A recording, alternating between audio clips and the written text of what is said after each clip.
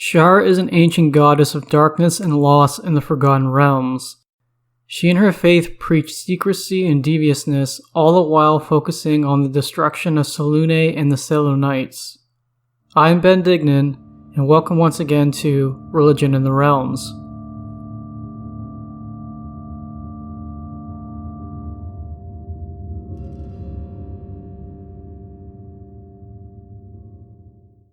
Titles. Some of the titles Shar goes by are the Lady of Loss, Mistress of the Night, the Dark Goddess, Night Singer, the Unseen Lady, the Dark Traitor, and the Shadowy Seductress. The only known alias of Shar's is Shadow among the Chultans. A group of Chultans, known as the Shao, revere Shadow as a dark reflection of the major Chultan god, Ubtao. Portfolio and domains. To touch on Shar's portfolios is to touch on her history. During the time of troubles, Shar sought out and killed the god Ebrandul.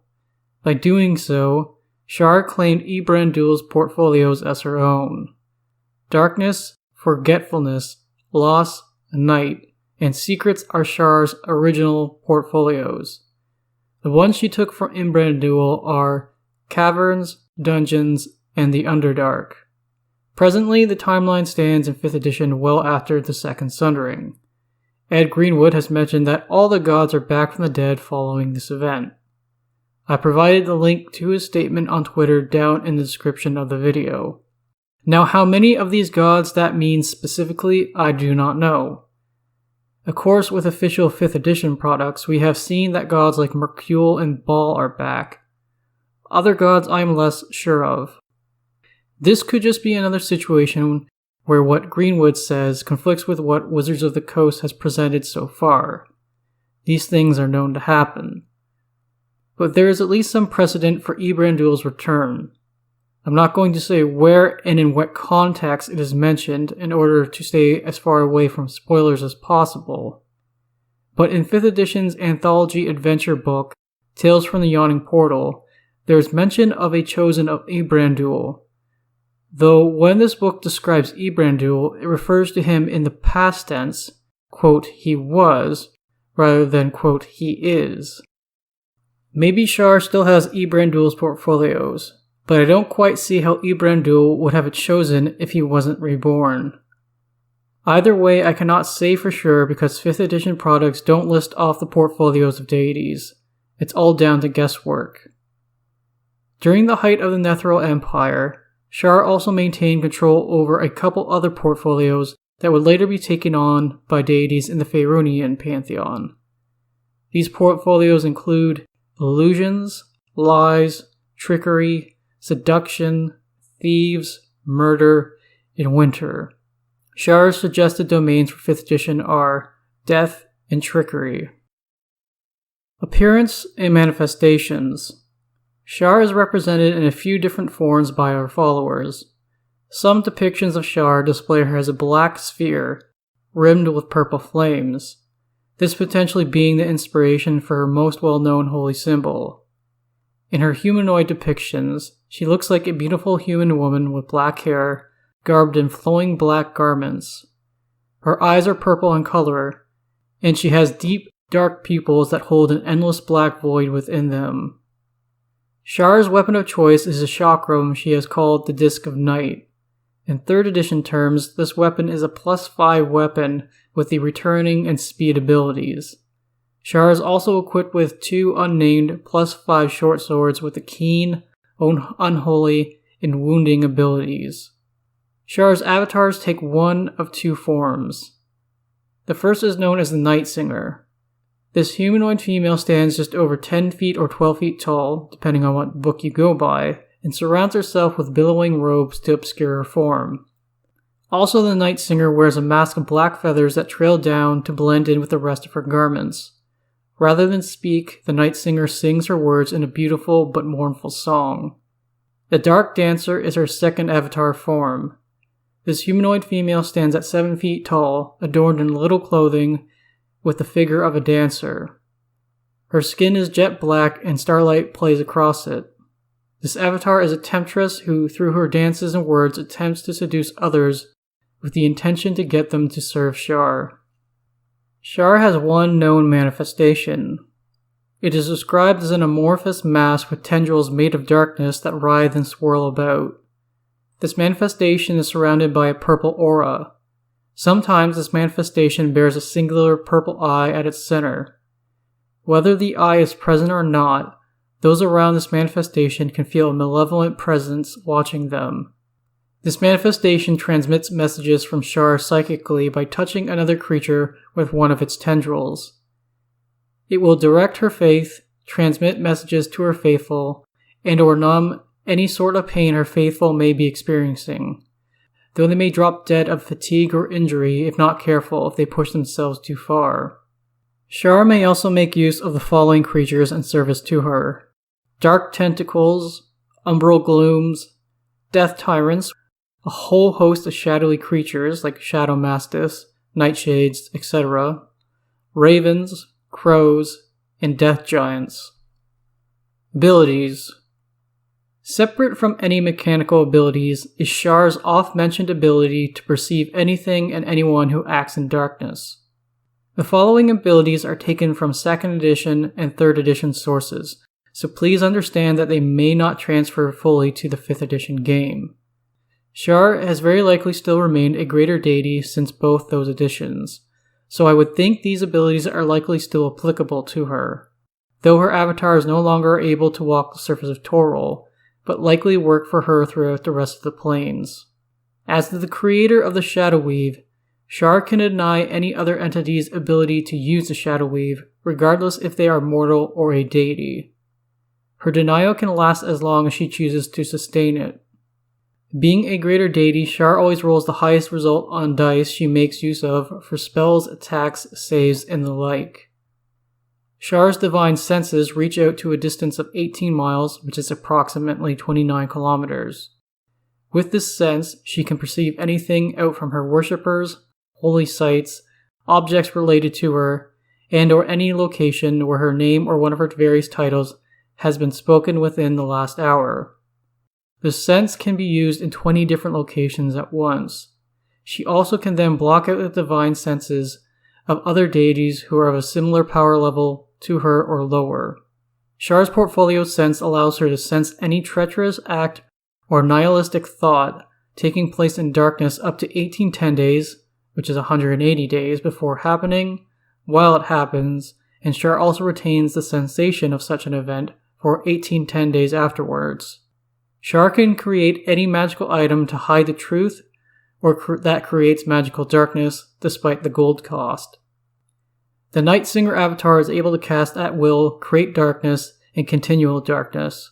She may lash out with her hands or sing her mournful song. The song she sings can have multiple effects including losses in character level, feeble-mindedness, instant death, or just a good amount of cold damage. The eyes of the Dark Dancer avatar can emit either harmful or beneficial gaze effects depending on the avatar's inclinations. The Dark Dancer also casts charm-type spells that triple their strength, and those saving against them have a -3 penalty to their rolls.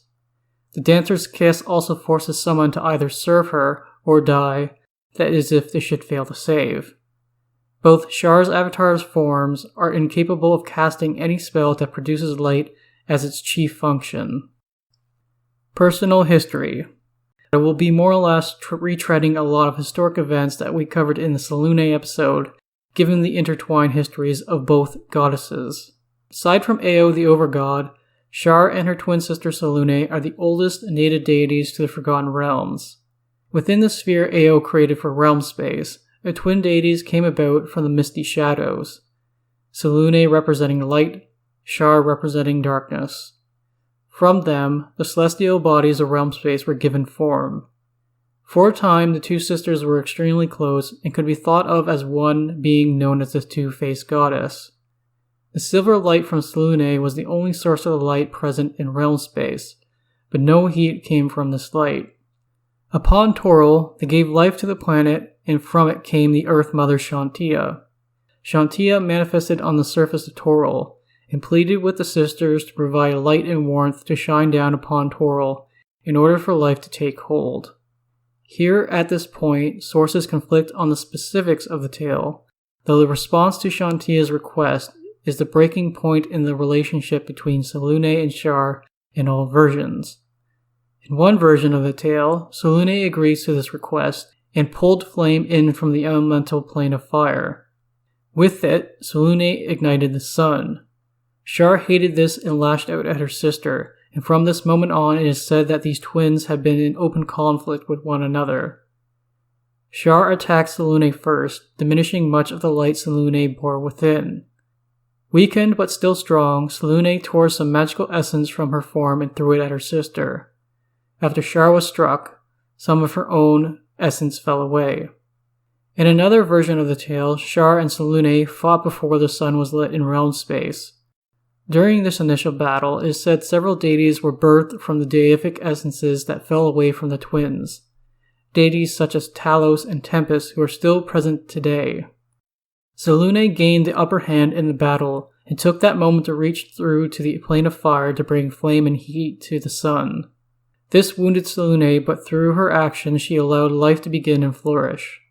Both tales converge in their narrative once more as Selûne hurls her divine essence at her sister. Both essences of light and dark combined and form Mistral, who would go on to form the Weave. Despite a shared bond with both Selûne and Shar, Mistral would become allied with Selûne. Selûne was dearly wounded from this exchange with her sister, and as a result her power was greatly diminished, but with Mistral now on her side, Shar was forced into making an uneasy truce and retreated into the darkness to recover.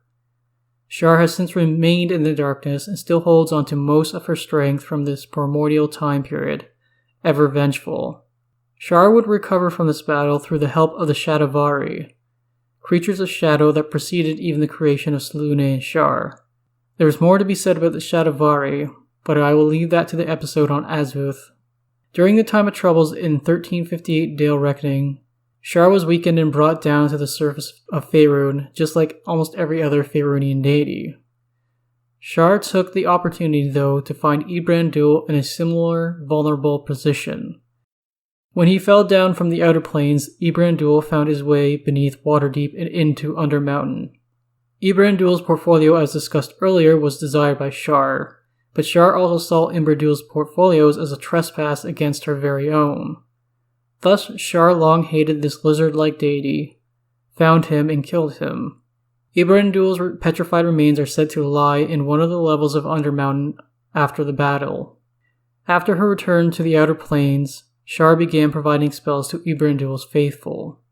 Following her murder of Ibrandul, Shar began masquerading as Selûne in Waterdeep. She came to the House of the Moon, the large Watertavian Selûnite temple, claiming to be her sister. Though before the time of troubles, an avatar of Selûne lived in Waterdeep, though seemingly no one knew where she was. But the proprietor of Selûne's Smile, a Watertavian tavern, was in fact the avatar. She went by the name of Luna. With the fall of the gods down to their avatar forms, I don't quite know if Luna absorbed Selûne's essence as she fell to Toril. Regardless, the gods were vulnerable and Shar took advantage. Shar captured Luna when Luna came to challenge Shar's facade. Likely through manipulation and magic, Shar was able to convince Luna that she wasn't a deity. If it wasn't for the help of a party of adventurers, Shar likely would have been able there and then to destroy her sister once and for all. Shar and Selûne would then engage in battle over top Waterdeep. Selûne ultimately was able to foil Shar's plans. I know these events are covered in a line of comic books from the late 80s and early 90s under the title of Advanced Dungeons & Dragons, but I don't have access to these comic books.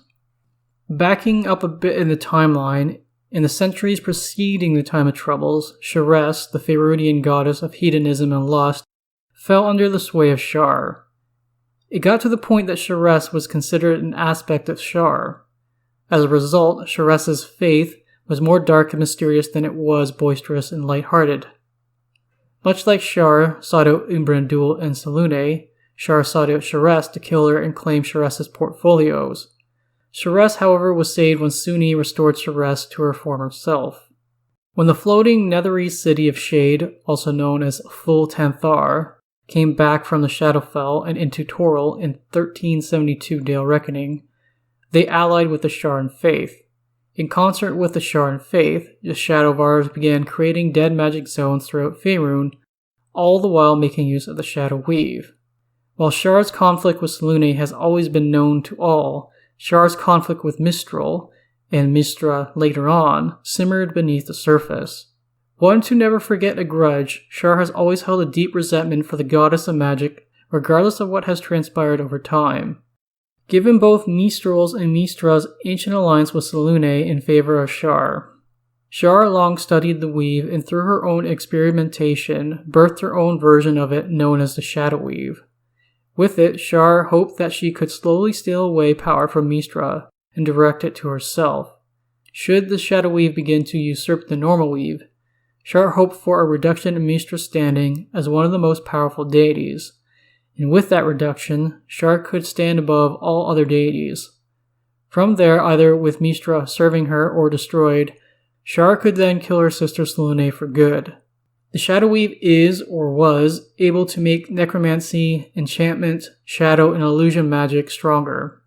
With it, Shar and her clergy attempted to alert evil spellcasters to its benefits.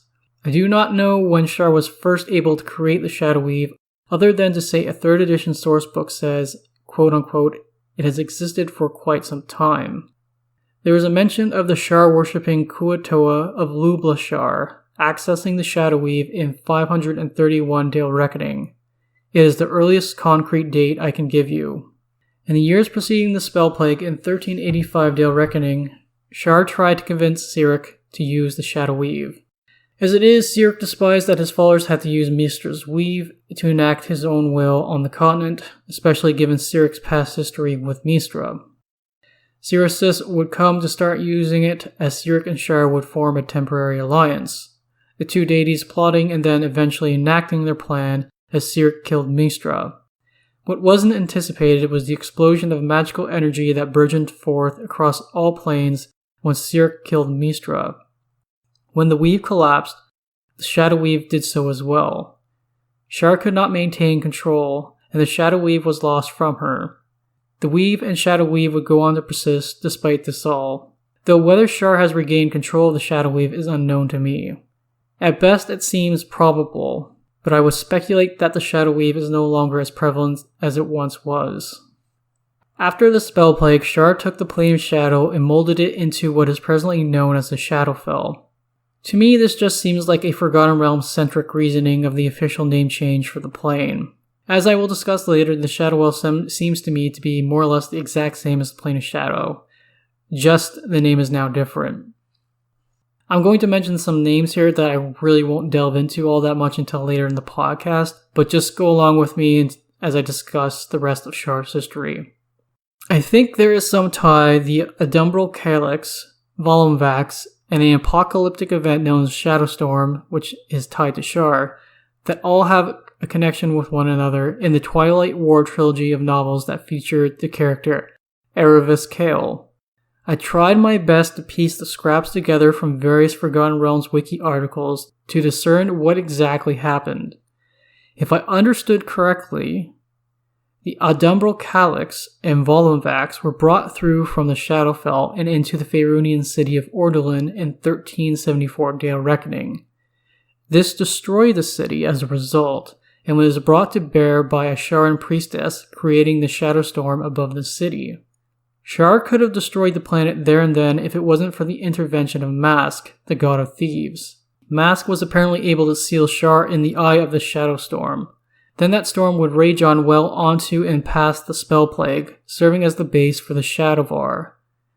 Then, during the Second Sundering in 1484 Dale Reckoning, explained in the Godborn novel, the Shadowstorm would be destroyed by Erevis, his son, and their companions. There's definitely more to that as it involves Mephistopheles, other shards of divinity, the Chosen of Masks, and Mask's rebirth. So it's definitely something that looks like it's going to be explored in Mask's episode next. All that to say, I'm still not 100% clear what transpired here.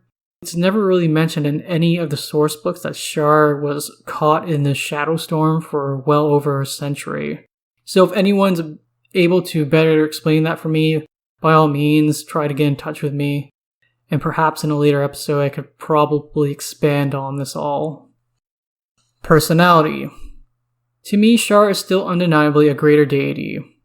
Just as I have said in other episodes, Wizards of the Coast have not provided us with the divine rankings for the vast majority of the deities in the Forgotten Realms. Shar is a neutral evil power.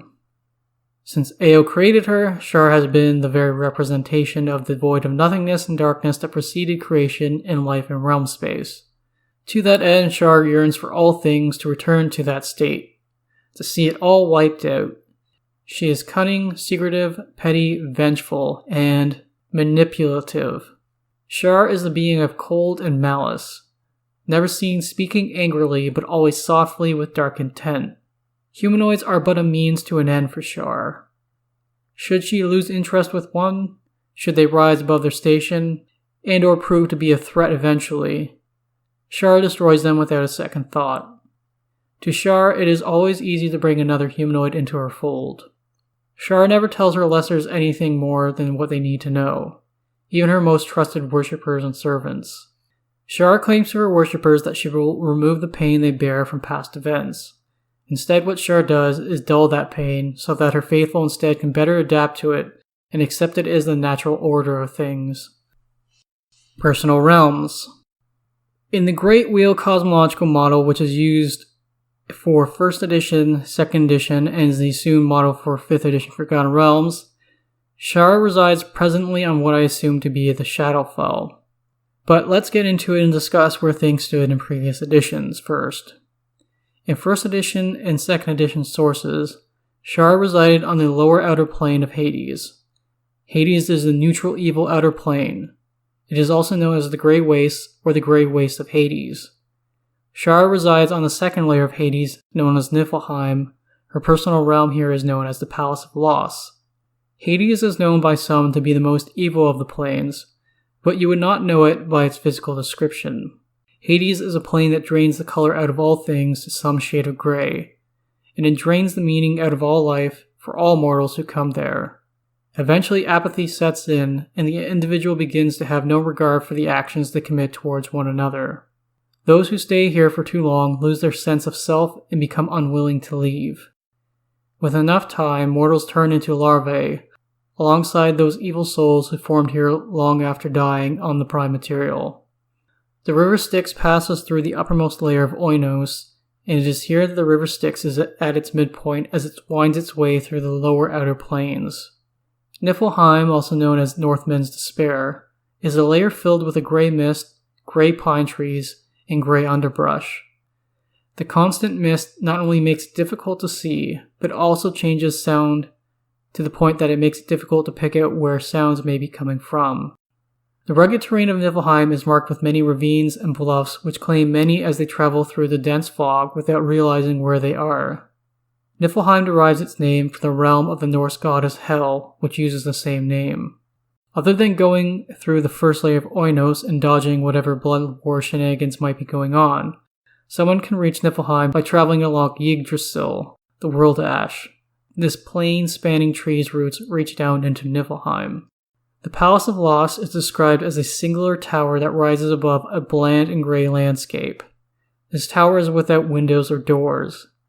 It is a mystery to others when it comes to gaining entry, but the faithful petitioners of Shar can come and go without issue. Shar imprisons those in her tower who long to leave her realm. This longing and pain satisfies her deeply. In the World Tree cosmological model used for 3rd edition Forgotten Realms, Shar resides on the Plane of Shadow. As I mentioned earlier, I'm pretty sure the Plane of Shadow was just the previous name for what is presently known as Shadowfell in 5th edition. How and why Shar came to reside in the Plane of Shadow instead of remaining out in Hades, I do not know. Other than to say it is probably the most logical place for her given the shift from the Great Wheel cosmological model used in 2nd edition to the World Tree model used for 3rd edition. The Plane of Shadow seems to me to be a one-to-one description of what I know as the Shadowfell, but I could be wrong. After all, I just read up on it enough to present the basics, so please let me know if there are any actual differences, however slight they may be. The plane of shadow is a transitive plane that overlaps or echoes the prime material, as they both are coexistent with one another. It is a bleak, grim, and dark plane. Hardly any light is present on the plane of shadows, and colors are drained from every surface, giving the plane a palette of gray, black, and white. The features and landmarks found here are darker, twisted, and dangerous reflections of those found on the prime material. An example would be a river on the prime material may be reflected as a raging river with dangerous rapids in the plane of shadow. Up above this plane is an empty dark sky without any celestial bodies. While a reflection of the prime material, the Shadowfell is morphic and aspects of it are fluid. Landmarks will remain in their primary location, but they shift in form and shape, and sometimes may even bleed over into the prime material. Shar's realm is still known as the Palace of Lost here in the Plane of Shadow. It retains the same features as it had from 1st and 2nd edition. It is specifically called out in 3rd edition sources that spells cast using the Shadow Weave magic are both extended and maximized while in Shar's realm. Throughout other areas, light spells work at half their effectiveness, but in Shar's realm, they fail to manifest any light at all. Shar and petitioners found in Shar's realm look much like they did during their mortal lives. However, they take on a darker countenance.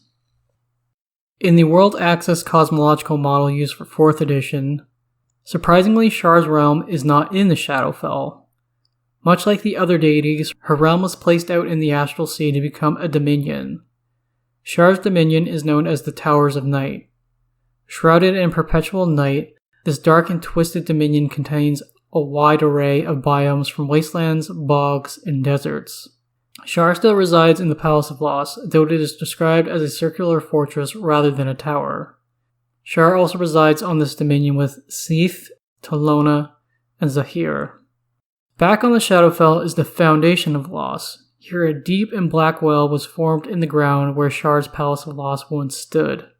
This serves as a doorway from the Shadowfell to the Towers of Night. A variety of evil beings live in the area, and only the Sharan faithful are said to be able to travel here successfully. Many Sharans do so on pilgrimage. Down in the Foundation there is said to be ancient lore to be discovered about the very elements of creation and destruction of the universe.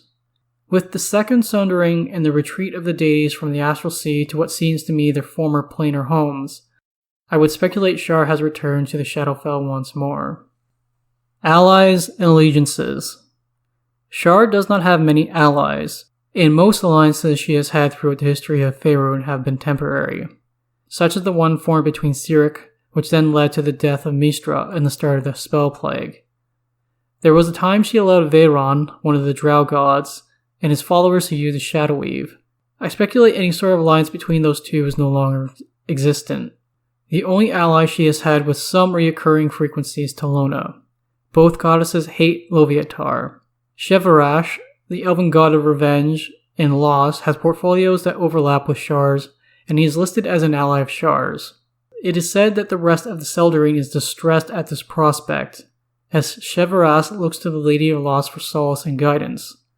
Though to the best of my knowledge, that was only mentioned a couple of times over in 2nd edition and 3rd edition sourcebooks, so I do not know if any such alliance still exists. She once called Mercule an ally.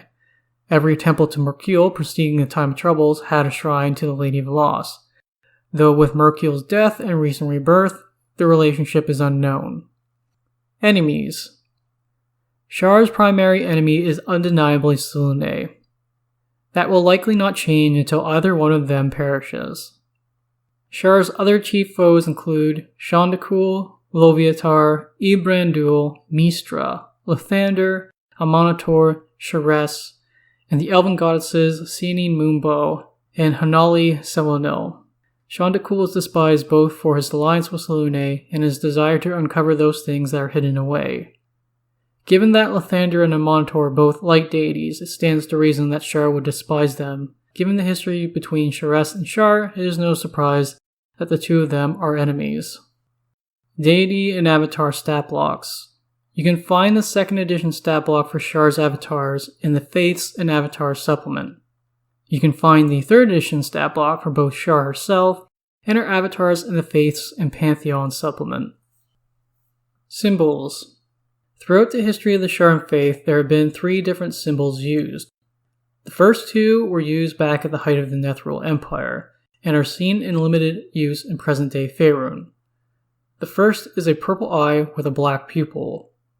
It is bordered by a black outline. The second is a black and cowled cloak stretched out flat. Presently, the Shar faith is best known for just one holy symbol, a black disc bordered by a ring of purple. When it was the Shar faith stopped using the previous 2 symbols and changed over to the one used now, I do not know. Central Dogma. From Faiths and Pantheons, a 3rd edition supplement. Quote, reveal secrets only to fellow members of the faithful. Never follow hope or turn to promises of success. Quench the light of the moon, the agents and items of Selûne, whenever you find it, and hide from it when you cannot prevail. The dark is a time to act, not wait. It is forbidden to strive to better your lot in life or to plan ahead, except when directly overseen by the faithful of the dark deity. Consorting with the faithful of good deities is a sin except in business dealings or to corrupt them from their beliefs. Obey ranking clergy unless it would result in your own death. End quote. Presence of the faith. Broadly speaking, Shar's faith attracts anarchists, assassins, people looking for vengeance, nihilists, rogues, and spellcasters and monks who blend shadow with their abilities. Shar's clerics tend to hold a chaotic evil, neutral evil, or lawful evil alignments.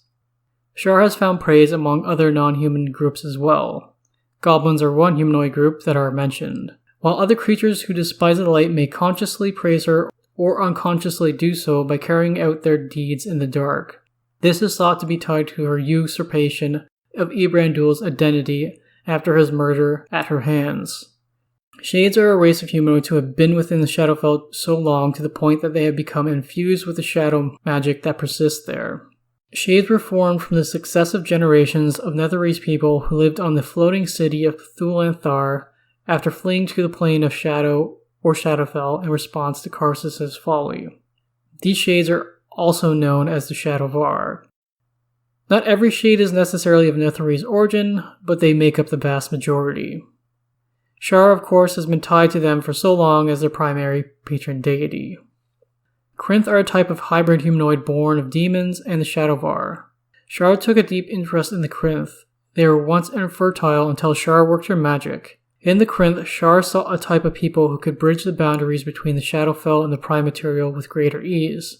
There is more to the history of the Krynth, but to keep it concise, they existed as a slave class among the Shadowvar. But as it was, the Shadowvar had not yet found a way to re-enter Toril, and Shar's interest in the Krynth waned. Though when the Shadowvar eventually returned to Toril aboard the floating city, Shar once more became interested in the Krynth. Using her faithful, Shar and agents made it possible for Krynth to escape the City of Shade. The Krynth race, however, saw a steep decline in their numbers following the spell plague. It may be to a point that only a handful or no more Krynth exist presently. The Dark Moon Heresy is the basis for a heretical sect who hold that Selûne and Shar are just 2 aspects, or 2 faces of the same goddess. They are specifically all neutral in alignment. Unfortunately, no further details are provided about this sect of worshippers. Not many people on Faerûn know much, if anything, about the Shar faith, given its secretive and elusive tendencies. Unsurprisingly, the Shar faith, which may also be called the Night Church, is outlawed in a multitude of different places across the continent. So in turn, the Shar faith take their worship underground, sometimes both literally and figuratively. As a result, worship of Shar can be used by the faithful to entice those who look to rebel against the current power structure. In order to destabilize and destroy local governments, Sharans have learned to infiltrate under the cover of false cults, hedonistic establishments, or elitist social clubs. From there, they work to undermine the ruling order. A few of the places Sharans operate openly are Kalat, Mulmaster, Scornubel, Sembia, and Westgate. Here, Sharans are barred from trying to bring down the government in any fashion. Shar had one known chosen. I have read a few Forgotten Realms novels in the past, and The Adversary, one of the novels in the Sundering series, as well as the Brimstone Angel series, A chosen of Shar is encountered by the main character. This chosen's identity is never mentioned, but she is called the Nameless One, and was a high priestess and handmaiden of Shar. She was a young teenage Shadowvar with a slight build, black hair, and grayish skin. She was killed in the Adversary novel, while the main characters made their escape. Hierarchy and structure of the Clergy. Sharan Clergy may be referred to as Night Cloaks or Dershar depending on what sourcebook you go by. Sharans may refer to themselves as martyrs. They see themselves as martyrs since they willingly give up their souls to the inevitable darkness of Shar. Shar's faith is wealthy. Following the dictates of Shar, Sharans make easy coin and gain property as they steal, murder, smuggle, and or run illegitimate businesses without any hesitation. The Sharan faith is also ancient. The faith structure has essentially been the same since the time of the Netheril Empire. The only documented number of Sharan worshippers is listed at 100,000 people, which then only 3,500 of that number are clergy members. These numbers are smaller than one might think. Due to the hate Sharans have for Selûnites, there are constant skirmishes and battles between the two faiths across the continent, which often claim many Sharans. Several Sharan cells are found in any given city. There is no one large center of her worship confined to one temple. Instead, her faith has its power divided amongst the various cells. Each cell then has its own strong ruler. Each cell in turn also tends to revolve around a local Sharan shrine or temple. In each specific cell, it is standard for Sharans to only know a few select members without being aware of the entire structure and numbers of their given cell. Likewise, they may not even be aware to the identity of the leadership of the Sharan cell itself. Instead, they may just know the own secret. The own secret is two things.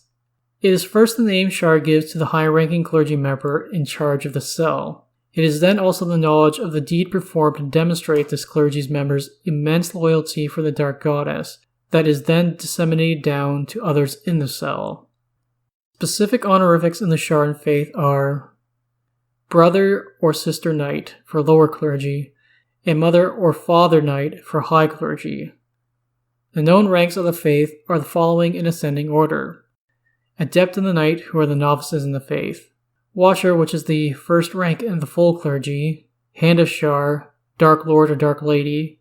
Night Seer, which is a regional leader. And Flame of Darkness, which are the clergy members in the upper echelon of the Sharan faith. Within the monks of the Dark Moon, the monastic Sharan order we will discuss soon, senior monks are given the title of either Dark Father or Dark Mother. The head of each monastery is known as the Dark Father Abbot or the Dark Mother Abbess. Responsibilities and duties of the faithful. Unsurprisingly, the hate Shar has for his sister Selûne extends to their respective faiths. These two ancient faiths have been warring with one another for millennia. If the opportunity to strike out Selûnites presents itself, Sharans will call off whatever else they are doing, convene, and go forward with the attack. While Sharans openly fight against Selûnites, rarely if ever do they strike out so vividly at other opposing faiths. Those who become Sharan clergy often have their own dark pasts, pains, and secrets to hide away from the world through those avenues provided by Shar. In turn, some clergy then see it as a responsibility to teach other clergy or otherwise how to do the same. Sharans are expected to perform some wicked deed at least once every 10 days. Sharans often do not work with one another, even within the same region. Instead, they often work in small groups or by themselves. This is by design. By being so separated, their numbers are not diminished should one of their plots fall through and casualties occur. Orders handed down by high-ranking Sharan clergy are to be carried out no matter the situation, other than if they are specifically suicidal in nature. The Sharan faith is small as it is, and Shar forbids such zealous martyrdom. Coin is important to the Sharan faith, but secrets are far more valuable. Secrets are only to be traded in kind, and even then those secrets are heavily guarded. The right secret always has the potential to lead someone to become receptive to Shar's tenets and values. Shadow Weave is or was very important to almost every Sharan spellcaster. Only those who have shown great proficiency and are worthy will then be shown either by Shar herself or others the ability to access the stronger elements of the Shadow Weave. Sharans were, or do, go out and kill non-Sharan spellcasters who use the Shadowweave in a less than desirable way, especially those who document and study it like a neutral party. Some spellcasters may even attempt to return the elements of the Shadowweave before them back into elements of the normal weave. A small body of Sharans are dead set against the use of any non-Sharans using the Shadowweave to begin with, and will use their various means to see them dealt with. Shar would definitely know of this dissenting opinion among her followers, but she has never intervened or shown disapproval. Much like Shar herself only seems to maintain temporary alliances with other evil deities, her faith does much the same.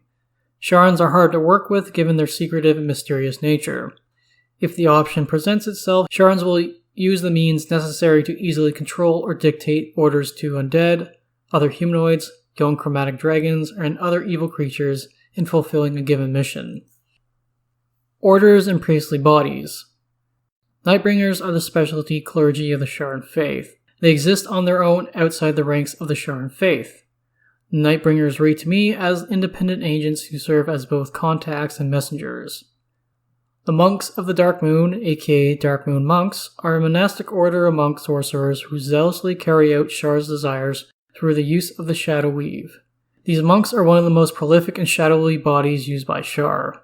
They usually fulfill the tasks of assassination, enforcement, and spycraft. The heads of this monastic group are said to be in direct communication with Shar. They are wholly independent from the rest of the Sharan clergy and do not fall under any aspect of its organizational structure. Temporary partnerships have happened between both groups, but they are rare, though the heads of this order still do meet with other Sharan clergy annually at the Temple of the Old Night. As one of the more recent Sharan groups, they were created in the later years of the 14th century Dale Reckoning in response to the far greater trespassing of Loviatar and her followers into one of Shar's portfolios. They are deeply secretive and known by few. Recruits are weeded out for any sense of hesitation or presumed lack of devotion when following through with their dictates from Shar. Over a year, these recruits are put through strenuous physical training and religious indoctrination, though recruits must also show a capacity with sorcery alongside martial prowess. The monks are a very small group with a membership said just to be short of 200 members. There is a secretive order said to be called the Dark Justiciars, though not much is written about them, other than to say that membership in this order is reserved for clergy who managed to kill a Selûnite clergy member. They have reportedly existed as an organization as far back as the Netheril Empire. Dark Cloaks are an unusual body within the Sharan faith. They serve as diviners and as those set up to try and help individuals forget their past pains. Through their actions, Dark Cloaks have presented a socially acceptable front for their faith, whereas it otherwise would be prosecuted and shunned. To present a mysterious facade, they present their divinations as riddles and with odd symbols that is then up to the person to discern for themselves. They are expressly neutral in alignment compared to their evil contemporaries. The Nightbringers are an established order with the sole responsibility of combating the Selûnite faith. Nightbringers attempt to emulate Shar as best as they can with their whispering voices, dour humor, and graceful movements. They aim to terrify others more than lash out, though things change should they come across as Selûnite. Such a vitriolic hate is reserved for those who serve the Moon Maiden. Nightbringers experience some mechanical benefits while adventuring beneath a new moon, though suffer penalties while out in bright sunlight or nights with a full moon. The Daughters of the Shadowweave are a group of Sharan drow based out of the Underdark city of Ched Nasad. They are led by Zestra Alian Rahel, who wears a sacred Sharan artifact known as Gorothir's Girdle.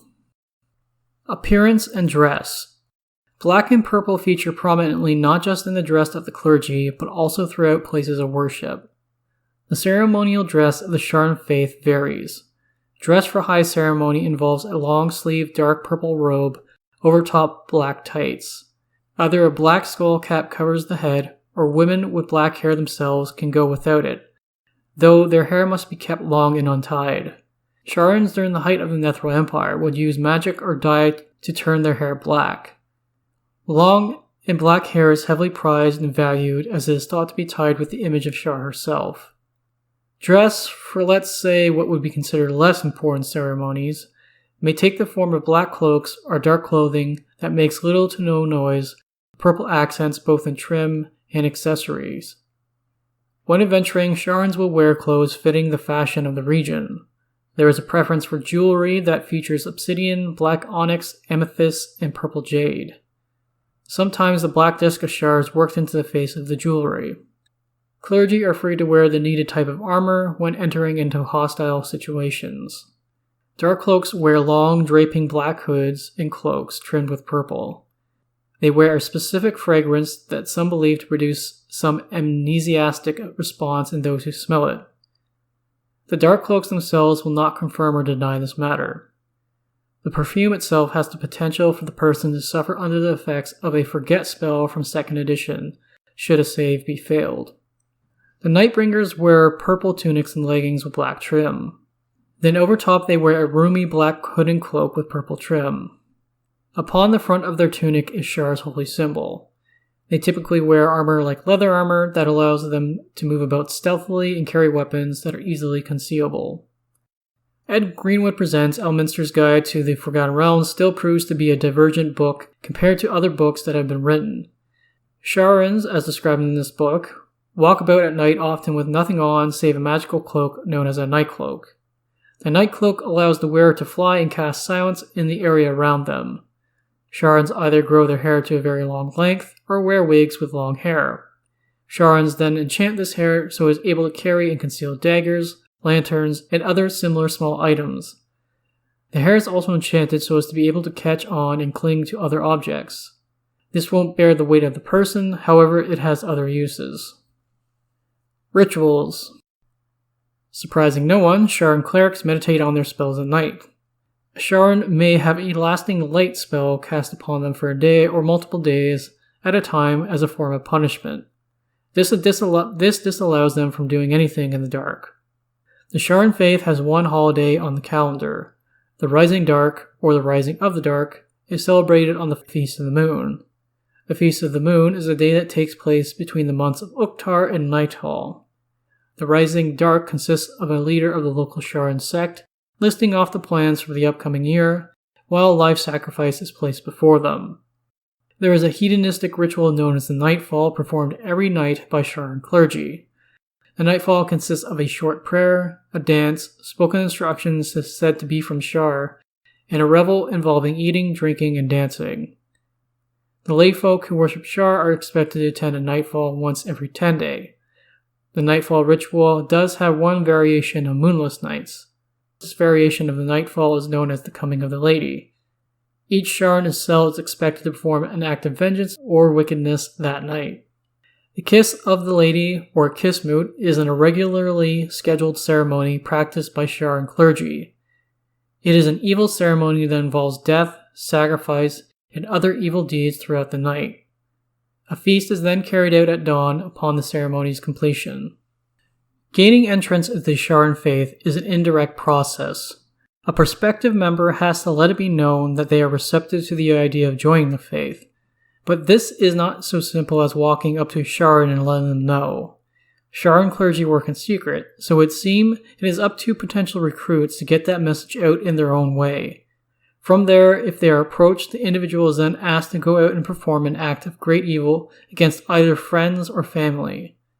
Sharans find it easy to convince the prospective member of such heinous acts if they have been slighted by a given friend or family member. Or they may murder another potential recruit who is too weak-willed to go through with a heinous act of their own. Once accepted, and later made into a full clergy member, the new clergy member's superiors will supply a steady stream of evil, malicious tasks and missions. This is done with the intent so that this newer member has done so much harm to never be welcomed into polite society ever again. The ritual of Shadow Mantle, just as the name implies, allows a Sharan to cloak themselves in shadow. Mechanically and narratively, the individual can become more intimidating and protect themselves from spells that are divine, luminescent, and/or good in nature. It provides an innate defense bonus and provides access to dark vision. These listed effects last up to a minute. a black sapphire is needed as a component and consumed in this ritual. The ritual of shadow walking allows a Sharan to travel through shadows up to a distance of 100 feet away. This ritual can certainly be used in an attempt to travel quickly, but is most often invoked in order to escape a dire situation. This is due to the damage it does to the user. Temporary damage is dealt to the user's constitution, while they also suffer a small amount of cold damage. A Sharan may attempt to hide in the shadow, but for each round they do so, they suffer an even greater amount of damage to both hit points and constitution. A valuable piece of jet is needed as a component and consumed in this ritual. The Dark Reward is a promised gift to any Sharan clergy member after they perish. Most are brought back as some form of lesser undead to help the faith in their endeavors. Those who are more heavily favored by Shar are brought back to life wholly, though with some degree of new magical powers. Known as the Shadow, they may be able to turn invisible for a short amount of time or take on a gaseous form. They also bear some physical malady like a singular black claw in place of a hand or a serpent's tail that hangs down from their backs. All shadowed have pure black eyes without any whites or irises to speak of. Their voices are hoarse and wispy. General locations of places of worship. It is a rare thing to see a place of worship out in the open dedicated to Shar. Sharan rituals and practice are to be carried out in secret after all. The whereabouts of Sharan places of worship are heavily guarded. Only when it is deemed appropriate will someone be let into the inner circle and learn these details. Several Sharan locations are hid under the cover of a local business or home. Then at least one room in this building is enchanted to be under the cover of complete darkness for ritual and sacrifice. The symbol of the black disc is front and center in Sharan places of worship, but often the symbol does need to be hidden away following ceremony, so as to not alert anyone who might stumble in on the establishment to the knowledge of Sharan practices. Specific places of worship. Beneath Calimport is an area of the city known as Dark Calimport. Levels of sewers, cellars, tombs, and the like have been built beneath the city for centuries. What is believed to be the oldest and most opulent Sharan temple finds itself in the lowest levels of Dark Calimport. Long ago, this was a blue-pillared temple to Tyche, but was taken over by the Sharans. This underground complex takes up a significant portion of the subterranean region beneath eastern Calimport. As a result, Sharans control the lower third of all the levels of this subterranean region. Access to this region can be obtained through 5 surface establishments, which serve as shrines to Shar. These shrines are seen as unimportant and can be easily sealed off by Sharans down below. It is mentioned in passing that Shar has temples and shrines in the Shadowfell, though where specifically they might be goes unsaid. To talk about the next location, we first must mention a specific powerful Sharan servant, Volumvax. Volumvax is a shade who was given the barest amount of a divine spark from Shar in exchange for his millennia-long service. Volumvax was formerly known as Kessin Rel, and was a chosen of Mask before abandoning his former patron for Shar. The unfortunate result of receiving a divine spark was the mental instability Volumvax experienced as his normal senses expanded out to that of divine senses. Shar no longer had any use for Volumvax and tucked him away in a place Volumvax came to call a Dumbral Calyx in the Shadowfell. Here Volumvax was able to enslave the local creatures and had them build up a tower in the mountains. Around the tower, Volumvax created 8 portals to different locations where Sharan cells meet. These 8 portals lead to the Dark House Temple in Selûne, a gazebo in the gardens of a merchant house in Heliogabalus, a destroyed temple to Geb in Skuld, an abandoned chamber in the Thieves' Guild in Moran, a disused wing of a bathhouse in Iljak, the Temple of the Old Knight in Calimport, within the hollow head of a copper statue in Zazapur, finally a golden coach car in Luthchak. Underneath Volumvax's tower is a void of darkness called the Black Eljabar. Here Volumvax sacrifices humanoids by dumping them into the void. The shadow souls that are then created by this help to fill the forces of Volumvax. Volumvax now believes himself to be one of the Shadowvari, As you will recall from earlier in the episode, the Shadowvari are the ancient creatures who existed in the darkness of realm space even before Selûne and Shar were created. Their dark embrace is a temple housed up on an escarpment known by the faithful as the Shar Crag. It overlooks the trade road between Imneskar and Esmeltaran in Alm. The clergy here are far more ruthless and involved in politics than typical Sharans. The temple is ran by a cadre of Sharan assassins. They hold a rivalry with the clergy of the Temple of the Old Knight and chafe against the policies handed down by this ancient and influential temple. The monks of the Dark Moon were first formed behind the walls of a Sharan shrine in Perskull. What transpires within the shrine is only known by the monks. Even Sharan clergy do not go into the shrine. The monks of the Dark Moon have other bases across Faerûn. Some of the known ones are a shrine beneath the northwestern Sword Mountains, a usurped Selûnite shrine on the southern borders of Cor Manthor, upon the summit of one of the Thunder Peaks, and a hill found deep in the Calm Desert that has tunnels that have been eroded throughout it. Other holds and shrines used by the monks are found in Underdark caverns. The Dark House of Selûne is the Temple of the Shar hidden beneath a lighthouse on Mezaketh Isle. Since it is secluded away from Selûne proper, it is a fantastic hideaway for Sharans in need of a place of shelter, as well as a place to carry out their dark sacrifices. The Cult of Shadow in Surlegal both doubles as a Sharan temple and the headquarters for the local Thieves Guild.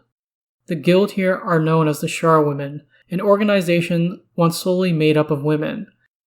It is now open to all genders since the other main Thieves Guild in Thurslegal was destroyed. A former Netherese temple of note was the Reign of Night, established in the settlement of Sepulchre. It was said to be the largest temple in all of Netheril. Here the head of the Sharan faith presided, though this was not known to all Sharans. This temple was a mysterious multi-floored complex built with multiple secret passages, hidden rooms, cryptic puzzles, and traps. Shadowweave nodes are pooled collections of Shadowweave essence that have leaked into Faerûn due to the continuous use of this source. These nodes allow Shadowweave users to empower themselves by drawing on this pooled energy. They are a rare sight, but one known node can be found in the Great Rift. The Vale of Whispers is a shrine at the southern border of the Great Peak Mountains, to the northwest of the Marsh of Shalimber. This dome-shaped cave is said to store the countless secrets that have been whispered to Shar and her followers over the millennia. It is an ancient shrine thought to be old as the continent itself. The cave's ceiling and floor are covered with needle-like rock formations.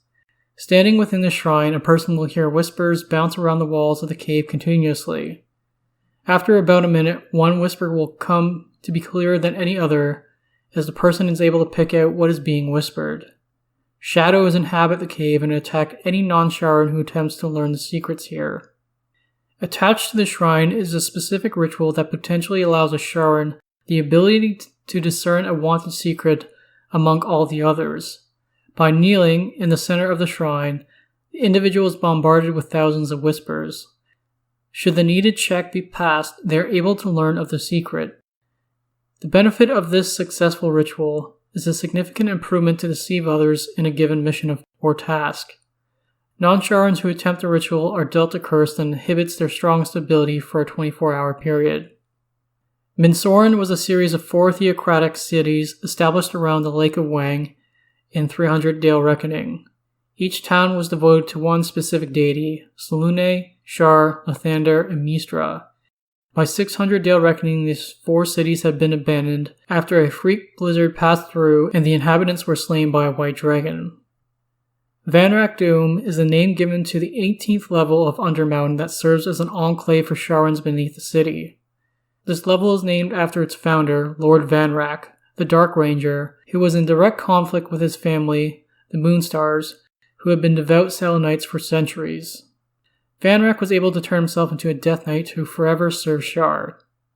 The Sharans and Selûnites have long been at each other's throats in Waterdeep, even before a split was made in the Moonstar family. The Selûnite Moonstar sent a bronze dragon to bring Vanrak back to the surface to face his crimes, but the dragon failed, instead becoming corrupted themselves, turning into a shadow dragon and then becoming Vanrak's personal mount. Vanrak eventually fell into utter despair, renounced Shar, and begged Selûne for forgiveness. He struck himself down with a sunblade in 1436 Dale Reckoning. Presently, Vanrak Doom is presided over by the Sharan vampire cleric Caresta Delvingstone, alongside her devout Sharan vampire spawn. The Hall of Shadow very likely now lies in ruin, considering it was found in the Shadowvar city of Thultanthar that crashed down into Mithranor in 1487 Dale Reckoning. This was where the Shadowvar worshipped Shar. Through Shar's guidance, they were able to divine a way to return to Faerûn once more. Every temple that once might have been built to venerate another Netherese deity was eventually converted to the worship of Shar. Lublashar, which means forsake for Shar, in what I take to be Undercommon, is found in the middle of Darklands. It is a half-submerged Kuatoan city of devout Sharans. Once dedicated to Blibdul Hoop, the city exists in complete darkness due to the ban on all light sources. The Kuatoans are to rely solely on their dark vision to get around. Deep within the submerged tunnels of the lower half of the city is a series of portals that allow access to the waters of the surface world. Some unknown creature or creatures long ago established the city in portals before abandoning it. Now the Kuatoa open the portals by reciting ancient prayers to Shar. The Kuatoa of Lublashar aid the surface Sharans in the trade of secrets as well as giving them access to their various portals. The Cathedral of Night is a Sharan temple built by the Shadowvar in the ruins of the former Netherese enclave of Zinlanal. The shrine looks destroyed from the outside, but the Shadowvar have refurbished the inside with black stone and enchanted the interior to be cloaked in shadow. The shrine also contains a portal that allows the Shadowvar access to their supply route in the Shadowfell. Unnamed temples to Shar can be found in Byzanter and Selgon. Shrines to Shar can be found in Darloon and Westgate. Character options. For 2nd edition, in the Face and Avatar supplement and the Netherrealm Empire of Magic box set, you can find the breakdown for the Nightbringer specialty priest. In the Warriors and Priests of the Realm supplement, there's a feature for Shar and Crusaders in the breakdown for the Dark Cloak and Nightbringer priest variants. For 3rd edition, in the Face and Pantheon supplement, there's the Night Cloak prestige class. In the Champions of Ruin supplement, there's the Initiate of Shar feat. The Initiate of Shar feat can also be found in the supplement City of Splendor's Waterdeep. The Shadow Weave Magic feat and Shadow Adept prestige class can be found in the Forgotten Realms Companion Setting Sourcebook. The Shadow Adept prestige class can also be found in the Player's Guide to the Forgotten Realms Sourcebook. Continuing on with the trend of building custom 5th edition backgrounds for players, here is what I would do for a suggested background for a Sharan worshipper or follower. For your 2 skill proficiencies, I would take Stealth and Deception. For your 2 languages or 2 tool proficiencies, I would take the Disguise Kit and Poisoner Kit. For your equipment, I would take either the Acolytes from the Player's Handbook, the Charlatans from the Player's Handbook, though taking something that's starting gold for a holy symbol, or there's the Faction Agent from Sword Coast Adventurer's Guide. For the ribbon feature, there's the Acolyte's Shelter of the Faithful, the Charlatan's False Identity, or the Faction Agent's Safe Haven. Here's also a list of subclasses that I think would be thematically appropriate for a PC or NPC to take if they are a worshipper or clergy member of Shar. For the Bard, there's the College of Whispers from Xanthar's Guide to Everything. For the Cleric, there's the Death Domain from the Dungeon Master's Guide, and the Trickery Domain from the Player's Handbook. For the Monk, there's the Way of Shadow Monk from the Player's Handbook. For the Ranger, there's the Gloomstalker from Xanthar's Guide to Everything. For the Rogue, there's the Arcane Trickster, Assassin, and Thief from the Player's Handbook. The Inquisitive and Mastermind from Xanthar's Guide to Everything. And the Phantom Rogue from Tasha's Cauldron of Everything. For the Sorcerer, there's the Shadow Sorcerer and Divine Soul Sorcerer from Xanthar's Guide to Everything. Finally, for the Wizard, there's the School of Illusion and Necromancy from the Player's Handbook. Dungeon Master Options. Starting with creatures, here's a list of non-humanoid creatures from official 5th edition sources that would, or I think would worship Shar. From the Monster Manual, there's the Death Knight, Shadow, and Death Tyrant. From Mordenkainen's Tome of Foes, there's the Night Walker. From Volo's Guide to Monsters, the Shadow Mastiff. From Dungeon of the Mad Mage, there's the Crow and Shadow Assassin. From Explorer's Guide to Wildmount, there's the Gloomstalker. Finally, from Guildmaster's Guide to Ravnica, there's the Night Veil Spectre and Shadow Horror. Just touch on some non-5th edition, non-humanoid creatures that you can make use of. Nightshades are undead creatures made of evil and shadow. They roam about the Shadowfell, and at least according to the Nightwalker entry in Mordenkainen's Tome of Foes, birthed out of the negative energy plane if a humanoid creature finds their way into that plane and become trapped. There are 4 known varieties of nightshades. We have the Nightwalker available to us, as I mentioned earlier, in 5th edition sources. 2 others, the Nightcrawler and Nightwing, can be found in the 3.x edition Monster Manual 1, and then the Nighthaunt can be found in the 3rd edition supplement Lost Empires of Faerûn. Kerlanen are a group of evil winged humanoids birthed from the destruction of some of the gods during the Time of Troubles. They serve Shar unerringly and can be found throughout her enclaves. The highest members in their caste-based society are known as Voices. The Voices are said to know Shar's will. Initially, Kerlanen despised all the gods, but as time passed they found the tenets of Sharan doctrine to be enticing. Stat blocks for the Kerlanens can be found in 3rd editions and 4th editions Forgotten Realms Companion Guide for source books. Dark tentacles are swamp-dwelling aberrations. They will use treasure and items to lure people towards them lying in wait. Having flattened their amorphous black many-tentacled bodies out, they will lash out at their prey once they come close. Each tentacle of this creature is lined with eyes and is up to 20 feet long. As an intelligent creature, they may wield weapons and other items against their opponents. The stat box for dark tentacles can be found in 2nd edition's The Ruin of Undermountain box set, 3rd edition's Monster Manual 2, and 4th edition's Halls of Undermountain. Umbral glooms are extraplanar creatures native to the plane of shadow, made up of shadow essence and numerous purple eyes. They are used by Shar and her clergy often as servitors, though Mask has started claiming them for his own as well. These creatures prefer to ambush from the dark and put out any sources of light in combat. They speak to one another in the tongue of the Netherese, which may belie their creation at the hands of the Shadowvar. The stats and further lore for the Umbral Gloom can be found in Dragon Magazine issue 353. Death Giants, at least as the Forgotten Realms are concerned, are evil giants who long ago sold their souls to the negative energy plane in exchange for great and evil power. Once they lived among the Netherese as ash giants, but in order to protect themselves, their souls were offered up. To this day, Death Giants are said to roam Netherese ruins out in the Anurok Desert or hunt for souls in the Shadowfell. Their stat blocks can be found in 3rd edition's Monster Manual 3 and 4th edition's Monster Manual 1. For humanoid stat blocks from 5th edition sources, you could make use of the Acolyte, Assassin, and Priest found in the Monster Manual.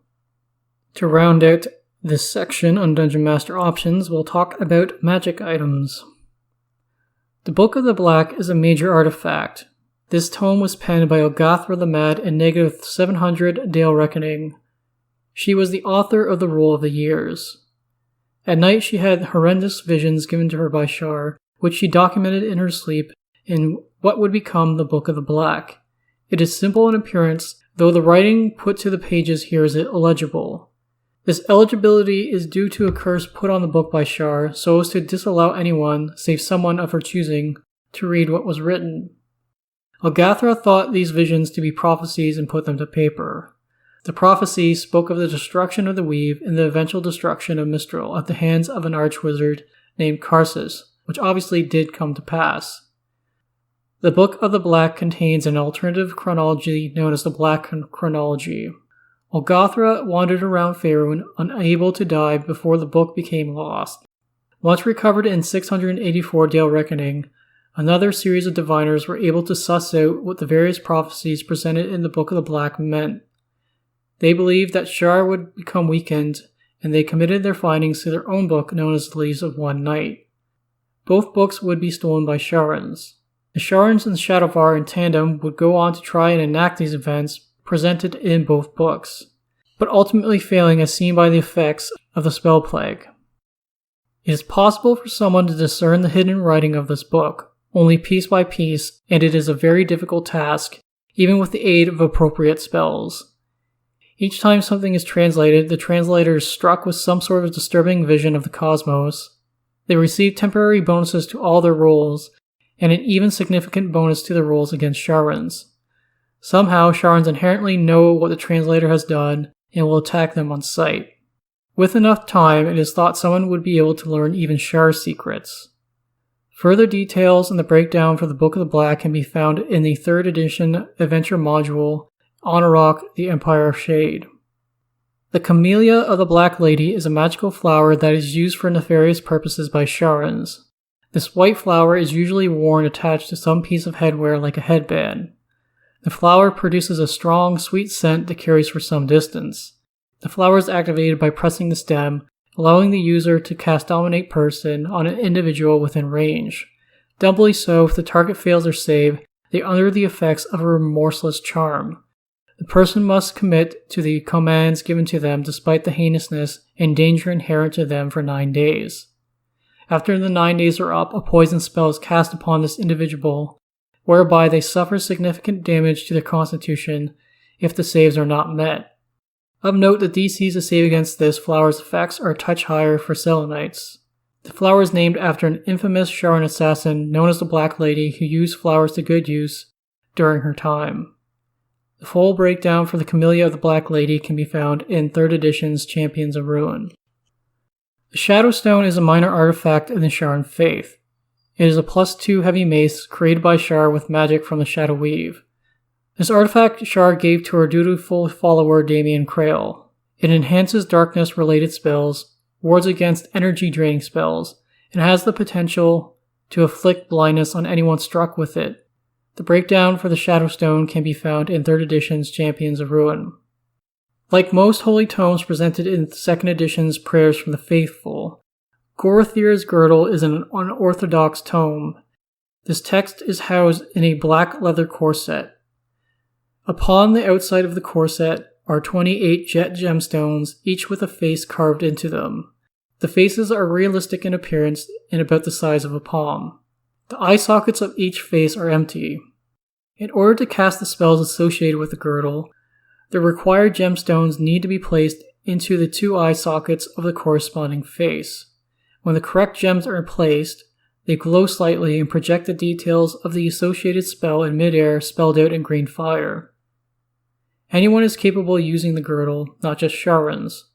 The tome is named after Gorothir, aka the Dark Prophet, its supposed maker, a powerful Sharan priest who wore the girdle for 7 centuries, starting in -310 Dale Reckoning. Gorothir would be brought down by his own descendants due to their hatred towards him, and the girdle was claimed by someone in his family. The girdle would then pass through many different hands, some Sharan, some not affiliated with the faith at all. One of those slain wearing the corset is still said to haunt it, causing whomever wears it to feel a sense of being watched from time to time. The last known wearer of Gorothir's girdle is Zestra Elian Rahel, who found it on the corpse of an Ilithalich just outside Shed Nasad. The breakdown for Gorothir's girdle can be found in the 2nd edition's Prayers from the Faithful. There is also a 3rd edition breakdown for the girdle in the 3rd edition supplement, The Underdark. The Disc of Secrets is a magic amulet that is disguised as a silver disc hanging from a silver chain. When a command phrase is spoken, the illusion falls away to reveal a disc made of jet and amethyst to resemble Shar's holy symbol. It is effectively just a minor magic holy symbol that allows Sharans to conceal what would be otherwise a clear indicator of their patron deity. Its details can be found in the 3rd edition adventure module, Cormyr, Tearing of the Weave. The Shadow Shard is a thumb-sized, deep purple crystal with bronze clasps around it. It is meant to be worn as a pendant. With it, a person can seriously debilitate anyone who uses the weave for their magic, cutting them off from it and significantly reducing their hit points. It carries a curse that hinders any non-Sharan who tries to wield it. Shadow Shards are what remain from the stone of Madarok, aka the Shadow Stone, a powerful artifact that was broken. The breakdown for the Shadow Shard can be found in 2 3rd edition adventure modules, Cormyr, Tearing of the Weave, and Shadowdale, The Scouring of the Land. The Starry Gnosis is a large crystal sphere that is about the size of a grapefruit. Within it is a dark core which gives off the occasional twinkle of light along the core's surface. Speaking in the command phrase, it allows the holder to bewitch anyone around them of their choice. Slowly a person may come to be dominated, but before that they suffer cumulative mechanical penalties to attack the holder of the Gnosis. The Gnosis also provides its wielder with dark vision. Non-Charons who attempt to use the Gnosis have it explode on them, causing a significant amount of cold damage to themselves and those around them. Further details in the full breakdown of the Starry Gnosis can be found in the 3rd edition adventure module, Cormyr, Tearing of the Weave. The Amulets of Perfect Night were created by Shar after Shar killed Ebrandul back during the Time of Troubles. Being down in the Underdark, it reminded her of the void of nothingness that existed before the creation of realm space. In commemoration, Shar made the Amulets of Perfect Night. They are flat black metal discs with an amethyst-colored ring that surrounds them. They are often mistaken for simple Sharan holy symbols.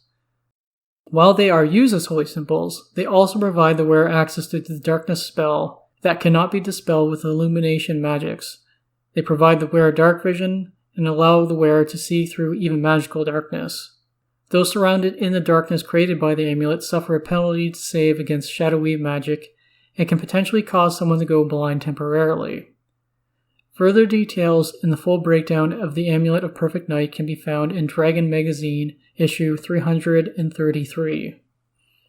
To round out the topic of magic items, we'll just go over a list of magic items that are appropriate or I feel are appropriate to the Sharan faith in official 5th edition sources.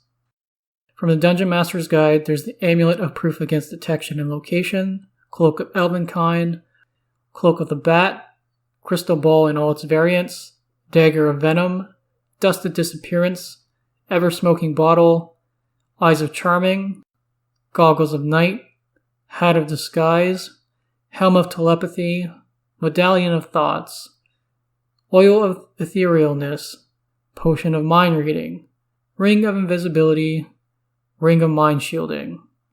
From Dungeon of the Mad Mage, there's the Dagger of Blind Sight. From the Explorer's Guide to Wildmount, I wrote Reflavored the Lash of Shadows, and there's also the Nightfall Pearl. From Tasha's Cauldron of Everything, there's the Shadowfell Brand Tattoo and the Shadowfell Shard. From Tales from the Yawning Portal, there's the Potion of Mind Control. Finally, from Xanthar's Guide to Everything, there's the Cloak of Many Fashions and the Perfume of Bewitching. Alright, thank you for listening to Religion in the Realms. If you're interested in keeping up the release of future episodes, you can subscribe to the podcast on iTunes, Spotify, Stitcher, or Google Play Podcasts. These episodes are also uploaded to YouTube as well. The podcast YouTube channel can be found under the title Religion in the Realms. If you wish to get in touch with me or keep up with the releases of episodes on Twitter, the podcast itself has a Twitter account at Realms Religion, or there's my personal Twitter account at Shiv's Embrace. Or you can send an email to me at realmsreligion@gmail.com, all in lowercase. Next episode will be on Mask. Now I don't know where I got this piece of information from, but I swear in my notes somewhere that I put down Mask as the son of Shar, hence why I wanted to put Mask after Shar. Going through my notes now in both preparation for the Shar and Mask episodes, I did not see any mention of that at the moment. I may have just conjured the idea up from nowhere for all I know. Perhaps when I cover Mask, I might come across this fact that eludes me. Anyways, all that pointless meandering to say Mask is being covered next, whether or not he has any familial connection to Shar. The two are definitely tied to one another over their given histories. Until next time, may Tymora look kindly upon your dice rolls, Helen protect you, and Lathander light your path.